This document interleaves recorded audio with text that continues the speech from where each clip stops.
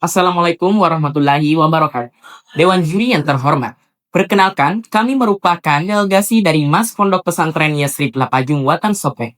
Kami terdiri dari 3 pembicara dengan argumen yang saling menguatkan, di mana Fikra Rashidah selaku pembicara pertama yang akan memulai argumen dengan latar belakang, definisi emosi, serta landasan secara psikologis perkembangan anak. Lalu saya sendiri, M. Tegar Sagarakawani, sebagai pembicara kedua, akan melanjutkan dari pembicara pertama yang memberikan landasan dari aspek teknologi algoritma media sosial. Dan Nur Hayati, sebagai pembicara ketiga, yang akan melanjutkan argumen secara filosofis, mekanisme solusi, dan kesimpulan pada perdebatan kita kali ini. Kami berdiri di posisi pro, dengan keyakinan bahwa media sosial seharusnya membatasi konten bagi pengguna di bawah 18 tahun. Dewan Juri yang terhormat, mosi ini lahir dari kenyataan pahit bahwa media sosial ini bukan hanya sekedar hobi, melainkan ruang publik utama tempat anak-anak tumbuh dan membentuk jati diri. Namun sayangnya, ruang ini ibarat hutan belantara tanpa penjaga. Oleh karena itu, kami mendefinisikan pembatasan konten sebagai langkah teknis platform untuk menyaring akses secara otomatis. Agar perdebatan ini tidak meluas kemana-mana, kami memberikan limitasi yang hanya berfokus pada 3 konten saja. Yang pertama, konten seksual atau pornografi. Kedua, konten kekerasan dan perundungan. Serta ketiga, konten toksik seperti standar kecantikan palsu dan gaya hidup ekstrim yang merusak citra diri anak. Membatasi konten di sini bukan berarti menyensor kreativitas, melainkan memasang pagar pengaman sebagai tindakan preventif agar masa depan anak tidak hancur sebelum sempat berkembang. Karena membiarkan mereka tanpa perlindungan di dunia digital yang liar bukanlah sebuah kebebasan, melainkan suatu kelalaian. Dewan Juri yang terhormat, mengandalkan orang tua saja tidak cukup ketika mereka harus bertarung sendirian melawan algoritma raksasa yang bernilai miliaran dolar yang memang dirancang khusus untuk menyedot perhatian manusia. Data berbicara lebih keras. Melalui riset US Surgeon General yang menunjukkan bahwa remaja pengguna media sosial lebih dari 3 jam memiliki risiko lebih tinggi untuk terkena depresi. Bahkan, audit internal platform menyatakan 1 dari 3 perempuan membenci tubuh mereka sendiri akibat antara toksik media sosial. Masuk pada landasan pertama kami, yakni secara psikologis. Dewan Juri yang terhormat, kita harus berhenti memandang anak-anak sebagai orang dewasa dalam bentuk mini. Secara neuropsikologis, anak di bawah 18 tahun belum memiliki fungsi eksekutif otak yang matang. Ibarat sebuah mobil yang memiliki mesin yang sangat kencang, namun remnya belum pakem. Mereka memiliki rasa ingin tahu yang meluap, namun belum memiliki kemampuan untuk mengontrol impuls serta menilai risiko di balik layar kaca. Di titik inilah letak masalahnya, ketika otak yang sedang berkembang menghadapi algoritma media sosial yang eksploitatif. Algoritma ini tidak dirancang untuk mendidik, melainkan dirancang khusus untuk menguras perhatian dengan menyuguhkan konten viral, sensasional, bahkan aneh. Akibatnya, anak-anak bukan lagi pengguna rasional yang pasif, melainkan korban akibat anak-anak bukan lagi pengguna Akibatnya, anak-anak bukan lagi pengguna internet yang rasional, melainkan korban pasif yang terjebak dalam kecanduan, distorsi, hingga perilaku agresif. Mari kita lihat kenyataan pahit di lapangan sebagai bukti kegagalan sistem digital saat ini. Kita tidak bisa melupakan bagaimana ribuan remaja perempuan mengalami depresi klinis akibat selfie disphoria, kondisi di mana mereka membenci wajah asli mereka sendiri akibat terus-menerus terpapar standar kecantikan palsu hasil Twitter algoritma. Ini bukan sekedar masalah kurang pengawasan orang tua, melainkan kegagalan sistemik di mana anak-anak dipaksa untuk bertarung di sebuah hutan belantara digital tanpa perlindungan apapun.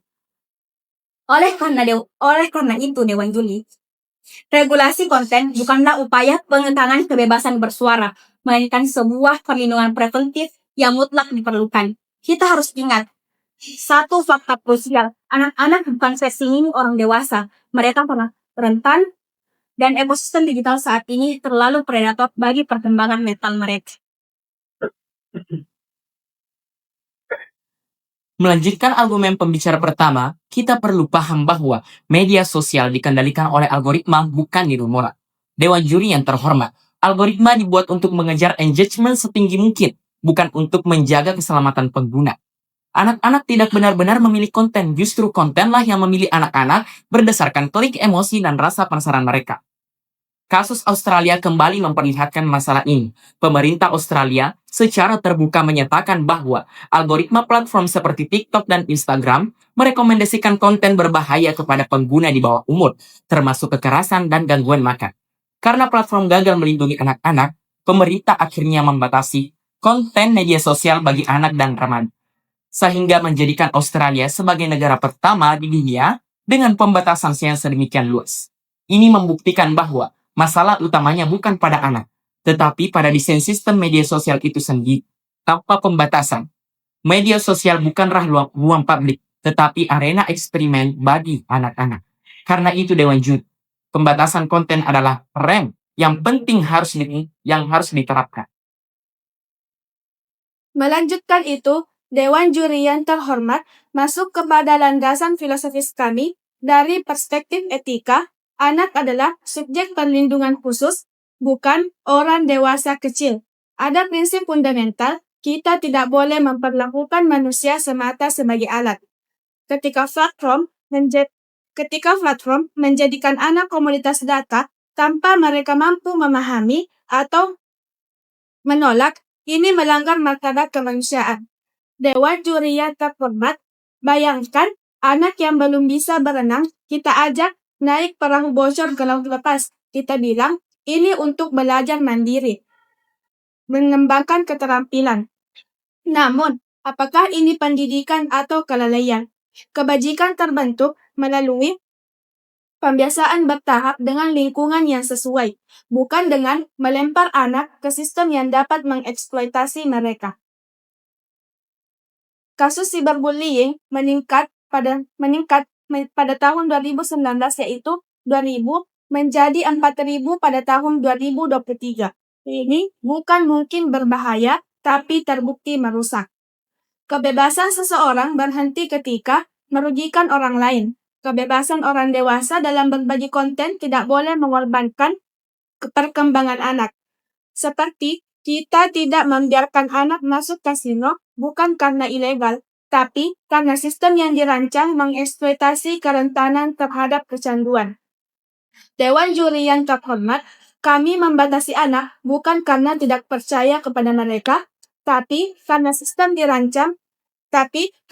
ini tidak aman bagi mereka. Seperti anak usia 10 tahun tidak dilarang untuk mengemudi bukan karena mereka bodoh, tapi karena jalan raya dirancang untuk orang dewasa dengan penilaian matang.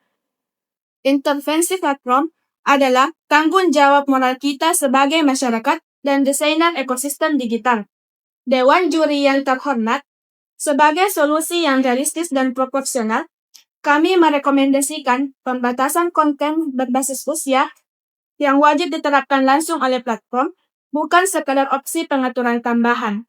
Platform harus menggunakan verifikasi usia yang etis, algoritma ramah anak yang secara otomatis menutup akses terhadap konten seksual, kekerasan, dan konten toksik, serta menonaktifkan fitur adiktif seperti infinite scrolling dan kekerasan ekstrim dan rekomendasi ekstrim bagi pengguna di bawah 18 tahun. Negara berperan sebagai pengawas melalui regulasi dan sanksi tegas, sementara orang tua dan sekolah melengkapi dengan literasi digital bukan menggantikannya. Dengan demikian, pembatasan ini bukan penyensoran, melainkan pagar pengaman agar anak tumbuh dalam ruang digital yang aman. Dewan Juri yang terhormat, dari landasan psikologis, teknologi algoritma, hingga etika filosofis, satu kesimpulan yang jelas bahwa anak bukan orang dewasa versi ini. Sementara media sosial adalah sistem predator yang tidak netral. Membatasi konten bagi pengguna di bawah 18 tahun bukan pelanggaran kebebasan, melainkan tanggung jawab moral dan langkah preventif yang rasional untuk melindungi kesehatan mental, serta masa depan generasi muda.